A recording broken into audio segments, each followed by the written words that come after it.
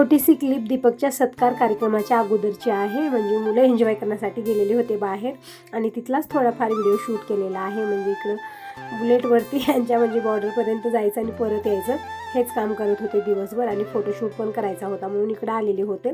योगेश आणि दीपक दोघांचं चाललेलं आहे इकडं बुलेटवरती फिरणं आणि दिनेश करत आहे यांचा व्हिडिओ.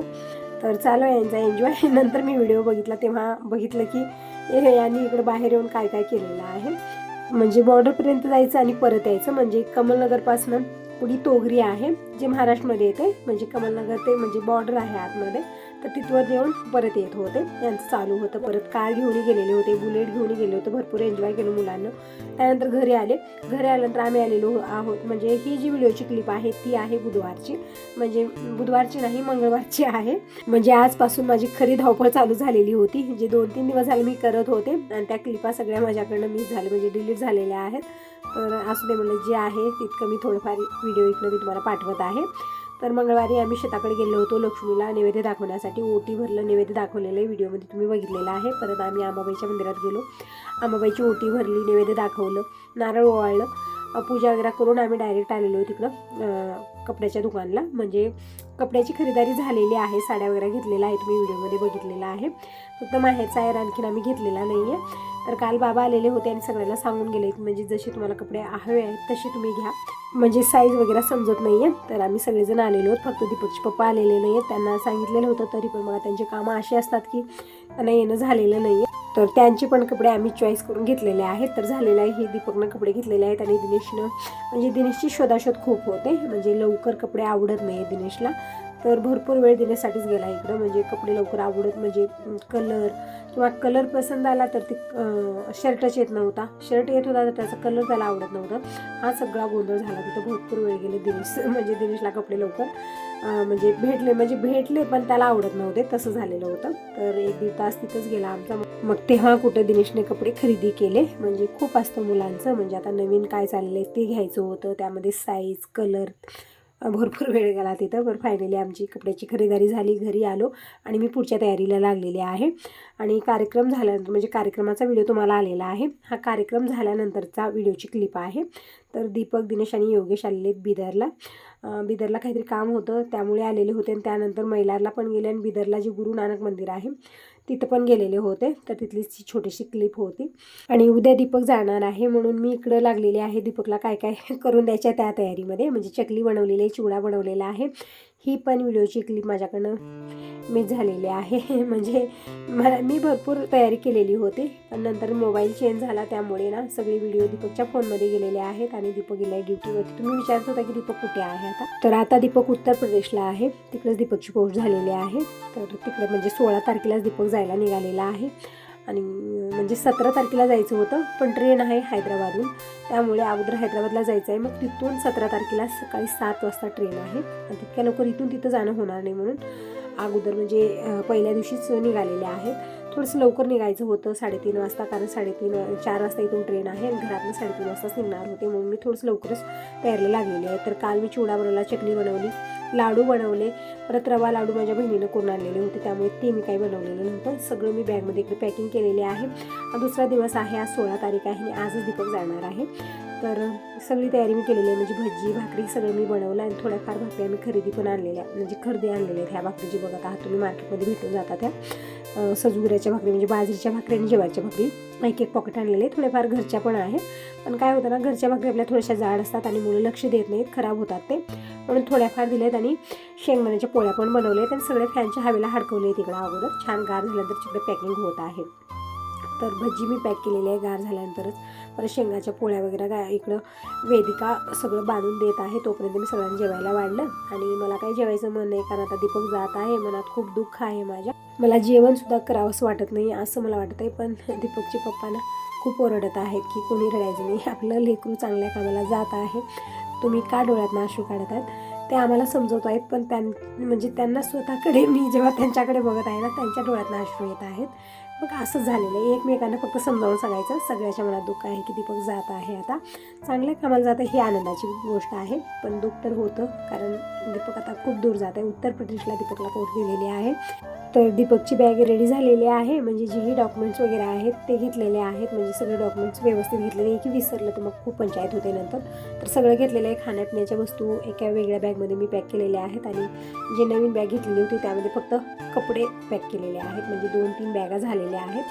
तर दीपकचे पप्पा जात आहेत हैदराबादला सोबत दीपकच्या. तर दीपक आता इकडं म्हणजे सगळ्यांचं जेवण खाणं झालेलं आहे, फ्रेश होत आहे, आता थोड्या वेळात जायला निघतील. हे थोडंसं दुःख आहे मनामध्ये, माझं मन म्हणजे कसं वाटतं आहे आता मी शब्दात तुम्हाला सांगू शकत नाही, खूप दुःख वाटत आहे.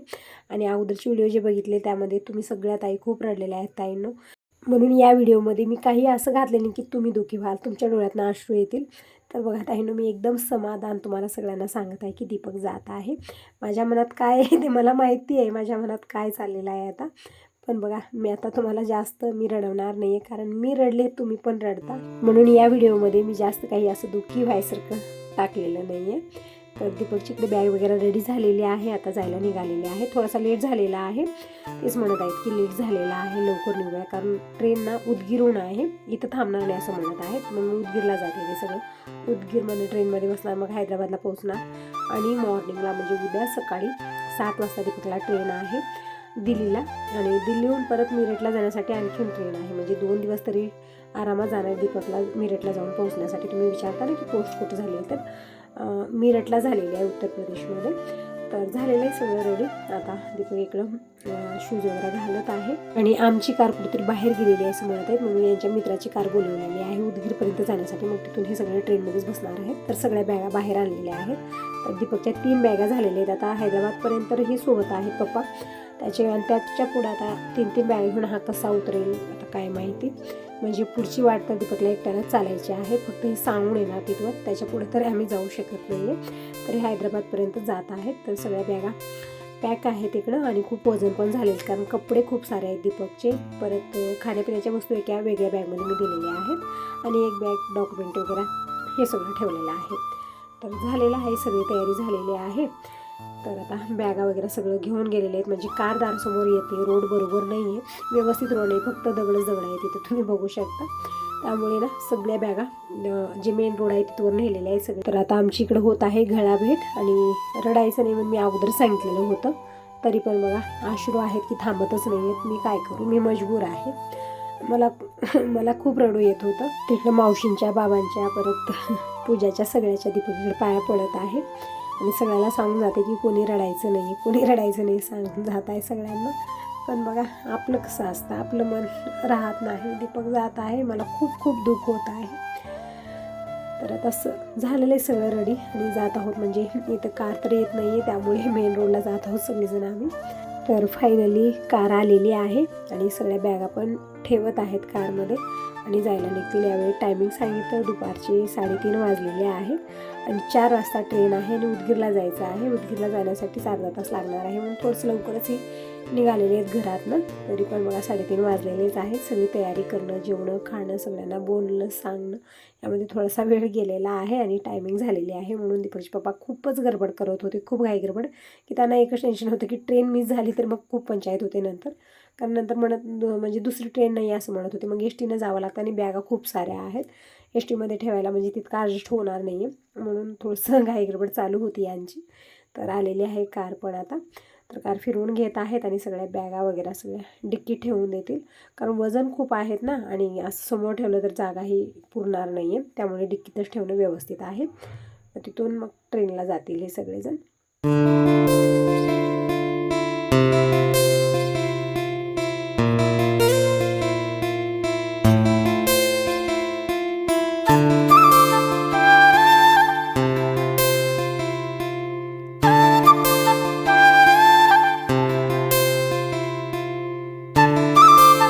दीपक आता जायला निघालेला आहे, सगळं ठेवलेले बॅगा वगैरे, आणि ही जी मोठी बॅग आहे इथं समोर ठेवत आहे, म्हणजे जास्त जण नाही आहेत.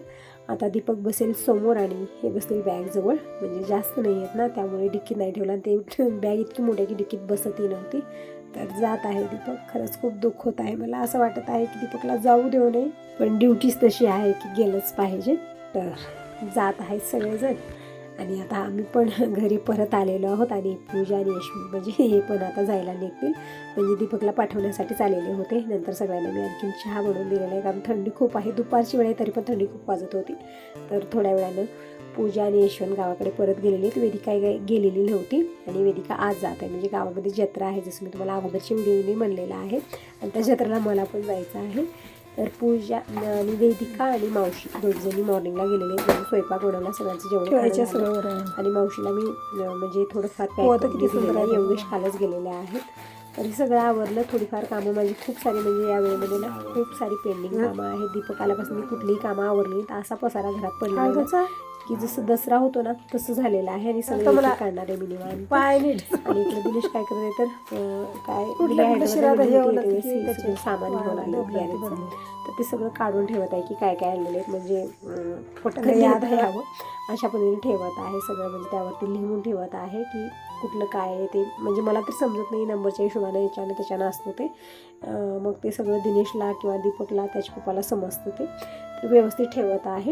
तर असो ताईनो, तुम्ही सांगा तुम्हाला हा व्हिडिओ कसा वाटला. चांगला वाटला असेल तर व्हिडिओला लाईक करा, पहिल्यांदा बघत असाल तर चॅनलला सबस्क्राईब करा, आणि कमेंट करूनही नक्की सांगा की तुम्हाला माझे व्हिडिओ कसे वाटतात. बाय बाय, टेक केअर, भेटूया नेक्स्ट व्हिडिओमध्ये.